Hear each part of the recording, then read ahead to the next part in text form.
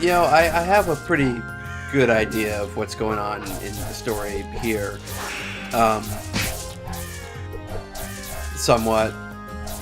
Remilia, she's looking for shit. Now she just wants to know who messed up her house, who destroyed her house, who fucked up her house.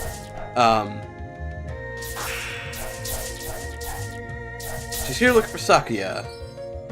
Because Sakuya is missing in Remilia's route, and Remilia is missing in Sakuya's route.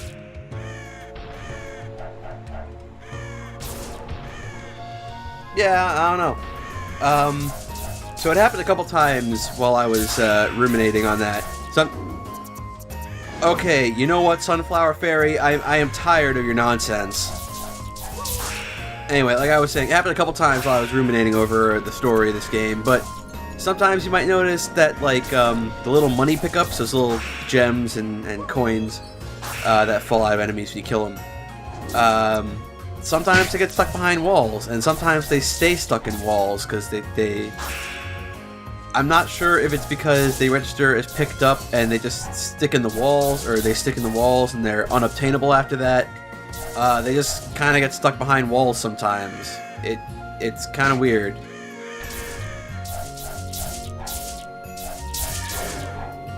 There's some areas where that happens a bit more, and it's more noticeable than the areas we've been to.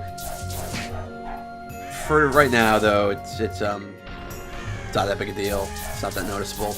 I still don't know what the deal with this building is. The money has a use later. But other than that use, I don't think it's really useful for anything. I can't like break this sign or go inside or anything. I'm not sure what it says either, because there's something written there.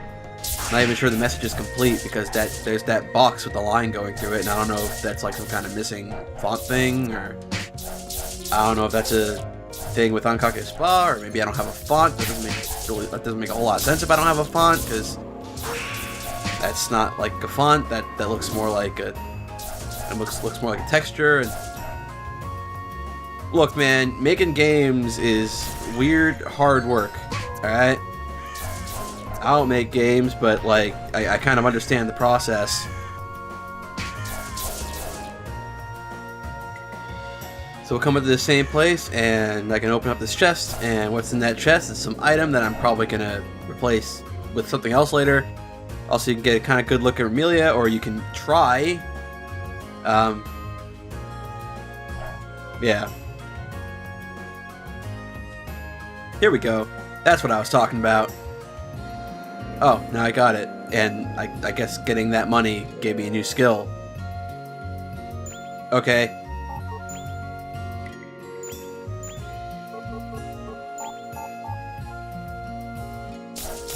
So Stigmatizer's a nice, neat little weird skill.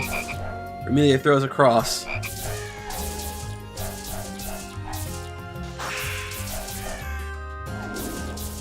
Yep.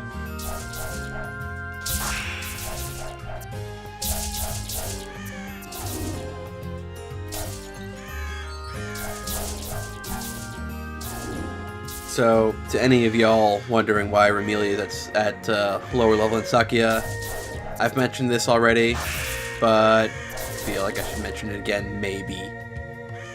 That was weird. It's kind of a delayed stomp effect.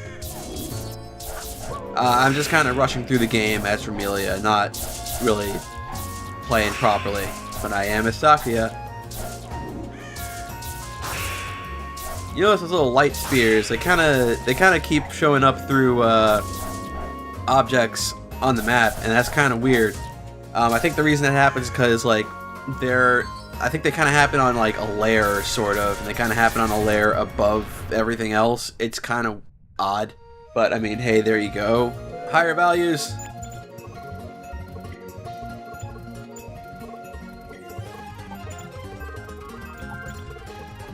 There, I equipped the biggest numbers, yay. So I'll come over here, we'll check this, and we can do this way faster than I could as Sakuya because I'm playing as Remilia now. Also, I'll actually bother to do it because I'm playing as Remilia, so I can do it way faster than Sakuya. Well, there was nothing there. There's a dead end over here. There should be something more over here, I think. Just these pots.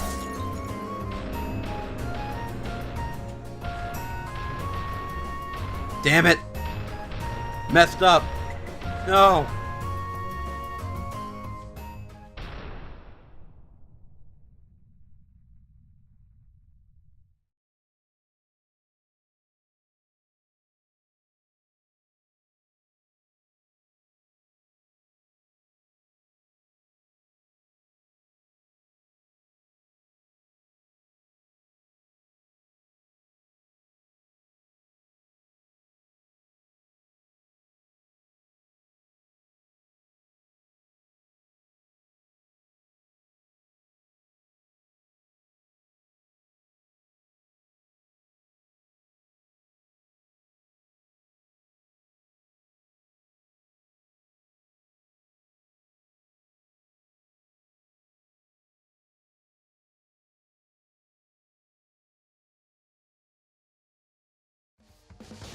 Time to fight Moko again.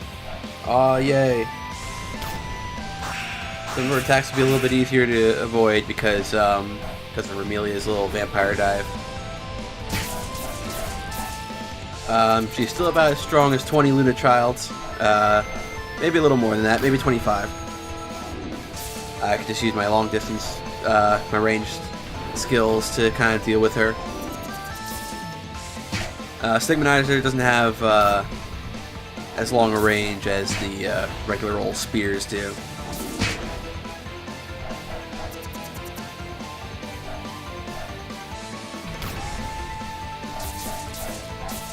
So, you know, like every other boss, she doesn't really change up anything really.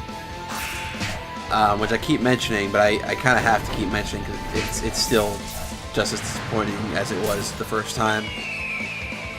Also, she hits me a little harder now with Remilia because, well, again, I am at a much lower, well, not a much lower level, but I'm like 1 or 2 levels lower than I was when I fought her with Sakia. So this fight was a little bit more balanced in that regard, but now I'm a little under-leveled for her, I guess. Because if I didn't pick up those 2 health pickups, I might have died. Just a little bit, just a tiny bit dead. Not completely dead, just a tiny bit dead.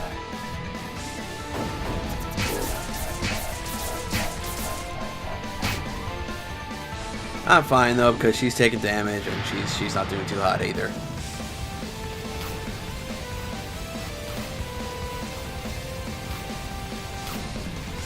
I do like this this arrangement of her theme.